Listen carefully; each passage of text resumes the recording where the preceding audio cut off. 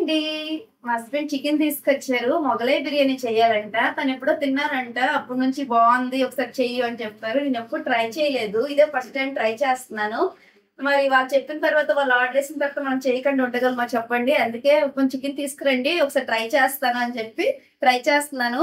ఒకసారి చేస్తాను. అంతా రెసిపీ అంతా కంప్లీట్ అయిపోయిన తర్వాత తనకే ఫస్ట్ తినమంటాను. ఎందుకంటే ఎప్పుడు ట్రై చేయలేదు కదండి. తన కోసమే చేశాను కాబట్టి తనకే ఫస్ట్ తినమంటాను. రెసిపీ టేస్ట్‌గా ఉందా, బావుందా లేదనేది తనతోనే మీకు చెప్పిస్తానండి. రెసిపీని ఎలా చేస్తాననేది మీకు కూడా చూపిస్తున్నాను. బిర్యానీని ప్రిపేర్ చేసుకునే ముందు రైస్‌ని నానపెట్టుకుందాం. బిర్యానీకి బాస్మతి రైస్ అయితే చాలా బావుంటాయని చెప్పి బాస్మతి రైస్‌ని తీసుకున్నాను. మీ దగ్గర లేని యెడల బాస్మతి రైస్ ప్లేస్‌లో నార్మల్ రైస్‌ని కూడా తీసుకోవచ్చు. తీసుకున్న రైస్‌ని వాటర్ వేసి 2 టైమ్స్ వాష్ చేసుకోండి. వాష్ చేసుకున్న రైస్‌లో వాటర్ వేసి 20 మినిట్స్ నానపెట్టుకోవాలి.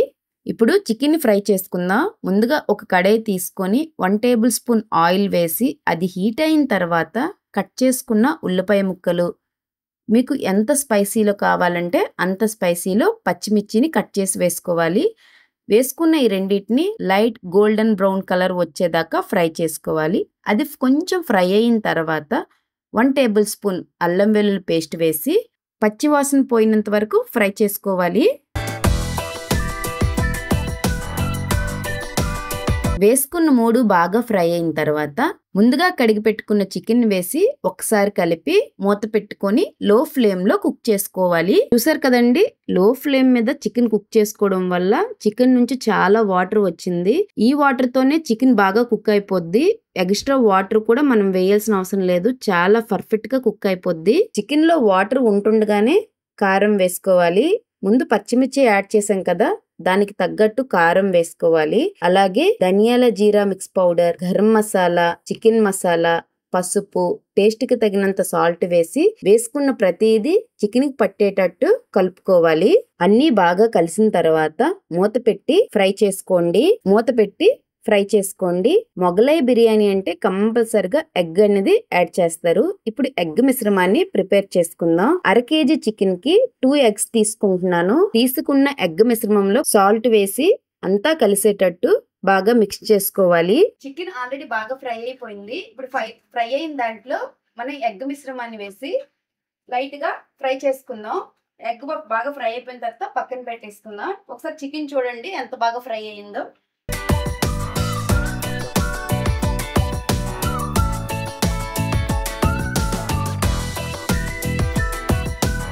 ఇప్పుడు రైస్ని కుక్ చేసుకుందాం. రైస్ని కుక్ చేసుకోవడానికి వెడల్పాటి కడాయిని తీసుకున్నాను. ఏ కప్పుతో రైస్ తీసుకుంటున్నామో అదే కప్పుతో వాటర్ తీసుకోవాలి. 1.5 కప్పు రైస్ తీసుకున్నాను. దానికి 3.5 కప్పు వాటర్ వేసుకుంటున్నాను. ముందుగా నానబెట్టిన రైస్ ని వేసుకోవాలి. దాంట్లోనే మన ఇంట్లో ఉండే మసాలా దినుసుల్లో అన్నింటినీ కొంచెం కొంచెంగా వేసుకోండి. దాంట్లోనే 2 పచ్చిమిర్చిని కట్ చేసి వేసుకోవాలి.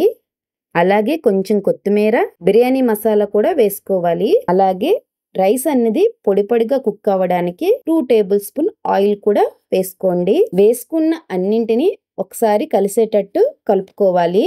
అంతా కలిసిన తర్వాత కప్పు పెట్టి లో ఫ్లేమ్ మీద రైస్ ని 15 మినిట్స్ కుక్ చేసుకోండి. సింపుల్ గా అయిపోయి మొగలై బిర్యానీ చేస్తున్నాను. రైస్ వేరేగా కుక్ చేసుకోవడం, చికెన్ వేరేగా కుక్ చేసుకోవడం చేయడం లేదు. రైస్ ని డ్రై చేసి చికెన్ ముందుగా కుక్ చేసుకున్న చికెన్ ని దీంట్లో వేసి సర్వ్ చేసుకోవడమని. చూసారు కదండి, రైస్ ఎంత పర్ఫెక్ట్ గా కుక్ అయిందో, రైస్ కూడా ఎంత పొడి పొడిగా వచ్చిందో ఒకసారి మీరే చూడండి. ముందుగా ఫ్రై చేసుకున్న చికెన్ ని, ఎగ్ ని దీనిపైన వేసి మూత పెట్టేయండి. మూత పెట్టేసి 5 మినిట్స్ విడిచిపెట్టేయండి. తర్వాత సర్వ్ చేసుకోండి. చాలా టేస్టీ అయిన మొగలై బిర్యానీ రెడీ అయిపోయింది. చాలా సింపుల్ రెసిపీ అండి. నేను కూడా ఫస్ట్ టైమే చేశాను. అదేనా యూట్యూబ్లో చూసి ట్రై చేశాను. చాలా పర్ఫెక్ట్గా కుక్ అయింది. చాలా పర్ఫెక్ట్ టేస్ట్ వచ్చిందండి. మా వారికి అయితే చాలా బాగా నచ్చింది. ఒకసారి వీడియో ముందుకు వచ్చి ఎలా ఉంది ఏంటని చెప్పమన్నాను. తన వీడియో ముందుకు రాననేసారు. బాగుంది అని చెప్పి తనంతగా నాకు చెప్పమన్నారు. మీరు కూడా ఒకసారి ట్రై చేసి మీకు కూడా పర్ఫెక్ట్గా వచ్చిందో లేదో కమెంట్ రూపంలో తెలియచేయండి. కమెంట్ అంటే గుర్తొచ్చిందండి, నాకు లైక్స్ చాలా ఇంపార్టెంట్. ప్రతి ఒక్కరూ నా వీడియోని లైక్ చేయండి. అలాగే నా వీడియోలో ఏవైనా మిస్టేక్స్ ఉన్నా కమెంట్ రూపంలో తెలియచేయండి. కంపల్సరిగా నేను సరి చేసుకుంటాను. లైక్స్ కమెంట్స్ వల్ల ఇంకో 10 మందికి రీచ్ అవుద్దని చెప్పి మిమ్మల్ని రిక్వెస్ట్ చేస్తున్నాను. ఇప్పుడు ఆదరించినట్టే నన్ను ఎప్పుడూ ఆదరిస్తారని మనస్ఫూర్తిగా కోరుకుంటున్నాను. అంతేనండి. Bye bye.